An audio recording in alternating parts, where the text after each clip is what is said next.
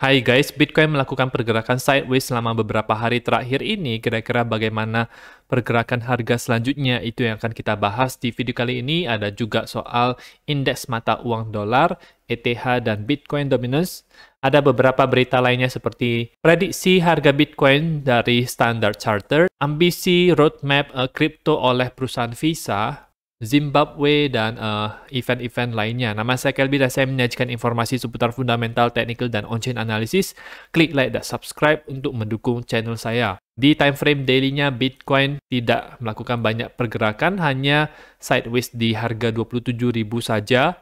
Kemarin close dengan warna merah. Hari ini dimulai dengan sedikit penurunan, dan harga daily-nya itu ditopang oleh EMA 50 dan ada MA 50 yang garis warna orange dan warna kuning ini. Kalau harga bisa bertahan di atas garis EMA dan MA ini, maka Bitcoin bisa melakukan pergerakan ke atas. Kalau misalnya breakdown ke bawah daripada ini, maka ini akan menjadi tanda yang bearish untuk Bitcoin karena biasanya garis EMA dan MA ini menunjukkan arah daripada tren harga Bitcoin sekarang. Kalau kita lihat untuk indikator di time frame daily-nya, maka ini masih dalam posisi bearish rata-rata. Untuk time frame yang lebih kecil, ada sedikit penguatan. RSI juga perlahan-lahan menaik ini, dan mungkin bisa akan ada breakout daripada pola yang terbentuk di RSI-nya. Kemarin harga itu sempat turun sampai ke 26.900, tetapi rupanya ini adalah semacam liquidity grab saja karena ada banyak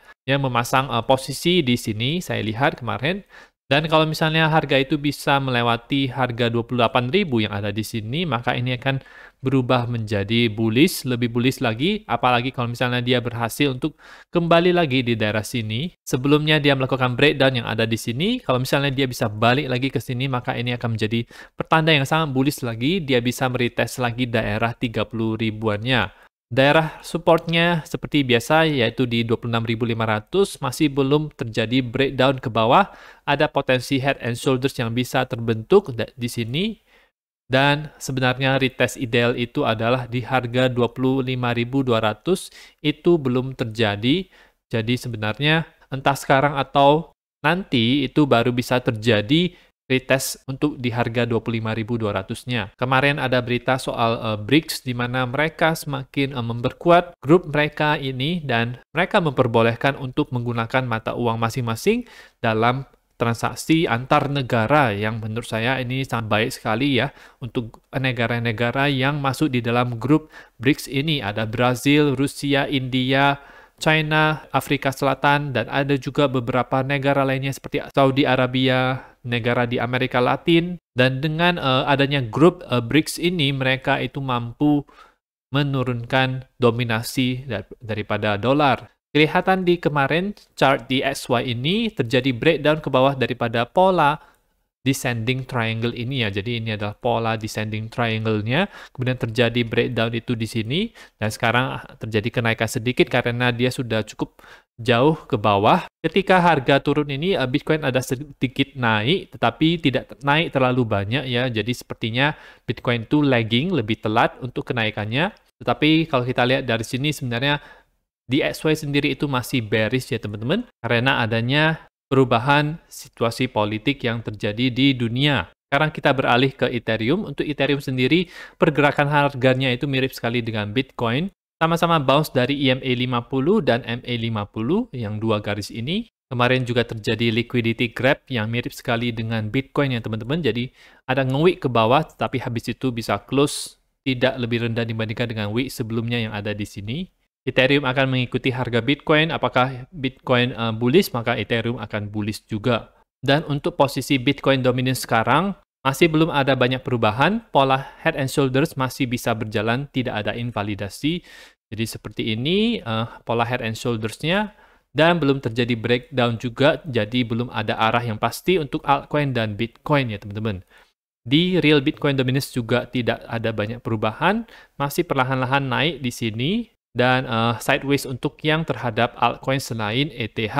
Ada berita dari Standard Chartered di mana mereka memprediksi harga Bitcoin bisa mencapai $100.000 di akhir tahun 2024. Ini mengindikasikan kalau mereka itu bullish dan mungkin punya posisi di Bitcoin ya teman-teman. Buat apa mereka melakukan prediksi ini kepada orang-orang, diberitakan, dipublikasikan kepada kita? Tentu saja ini ada semacam rencana mereka, kan mereka juga namanya perusahaan ya, bukan pendapat dari orang-orang tertentu saja. Bullish untuk Bitcoin di tahun ini dan tahun depan. Visa juga memiliki roadmap produk kripto yang ambisius di mana mereka itu memposting lowongan kerja di bidang kripto. Mereka membutuhkan developer untuk yang ngerti soal Ethereum, khususnya ERC-4337, sebuah standar untuk merilis token di dalam blockchain tersebut, dan yang ngerti soal protokol keamanan, yang ngerti private keys custody, cara mengamankan kripto agar tidak kena hack ya, karena ini penting banget